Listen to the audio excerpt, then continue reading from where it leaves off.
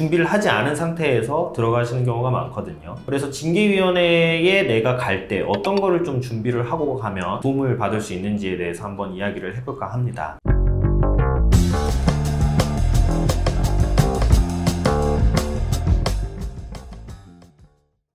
네, 안녕하세요. 법무법인 A파트의 김은찬 변호사입니다. 오늘은 징계위원회에 대해서 한번 이야기를 해볼까 해요. 군인분들 같은 경우에 형사사건이 문제가 되거나 혹은 형사사건이 아니더라도 군대 내부에서 뭔가 문제에 휘말릴 때 징계위원회에 회부되는 경우가 있어요. 대부분이 이제 장교라든가 부사관 분들 같은 경우는 직업의 유지와 직결되는 문제이기 때문에 준비를 잘 하셔야 되는데 변호사를 선임을 해야 된다 이런 인식이 잘 없는 분야이기도 하고 그리고 뭐 막연히 잘 되겠지 뭐 이렇게 생각을 하시고 준비를 하지 않은 상태에서 들어가시는 경우가 많거든요. 그래서 징계위원회에 내가 갈 때 어떤 거를 좀 준비를 하고 가면 도움을 받을 수 있는지에 대해서 한번 이야기를 해볼까 합니다. 징계위원회는 기본적으로 형사 재판 절차가 아닙니다. 징계위원회를 구성하는 위원들도 일반 군인이고요. 이 사람들은 잘못에 대한 시시비비를 가린다기보다는 이 사람이 군대의 조직에 얼마나 향후에 융화돼서 잘 복무할 수 있고 군 발전에 기여할 수 있는가를 판단을 하고요. 적정한 징계 수위를 통해서 군 내부에 있는 질서를 유지를 하는데 가장 큰 목적이 있는 사람들입니다. 그렇기 때문에 징계위원회에 갔을 때 징계위원회 혐의건으로 잡힌 사실을 뒤집는 것은 굉장히 어렵습니다. 그래서 징계위원회를 가실 때 첫 번째로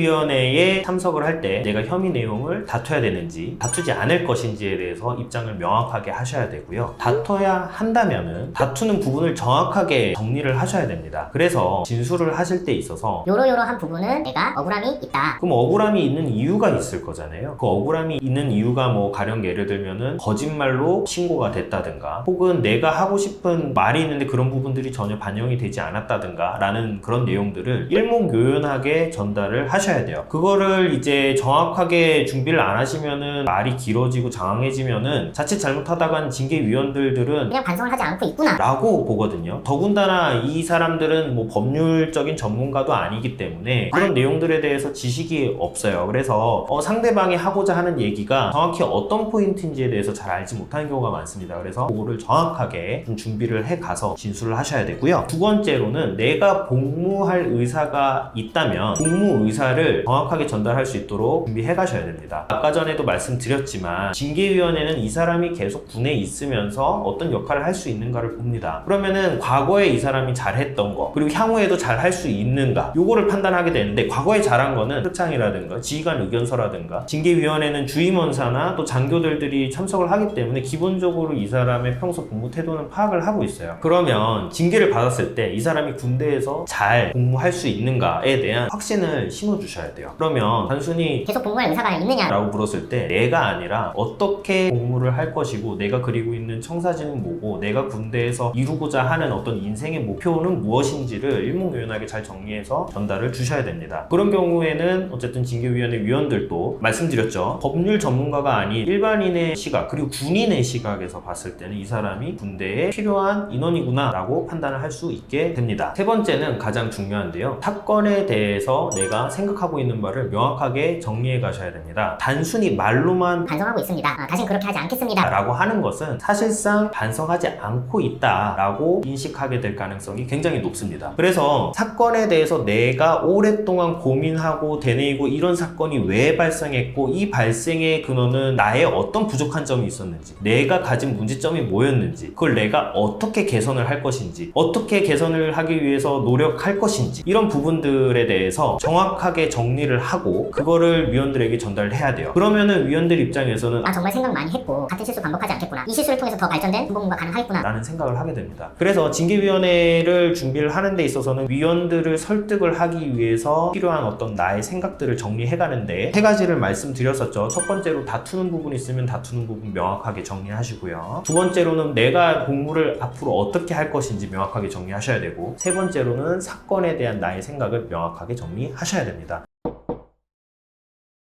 이렇게 세 가지를 잘 준비를 해가시면 징계위원회 위원분들이 질문하는 내용에 대해서도 잘 대응을 하실 수 있으실 거고요. 그리고 징계위원회의 어떤 결과가 좋지 않아서 그리고 이 영상을 보고 다시 한번 징계위원회를 하고 싶다라고 하시는 분들은 징계위원회 처분서 받으신 날로 30일 이내에 항고 절차가 가능하고요. 또 항고 절차도 사실 동일하거든요. 그래서 이렇게 잘 준비를 하셔가지고 진행을 하시면 좋은 결과 있을 거로 생각이 듭니다. 감사합니다.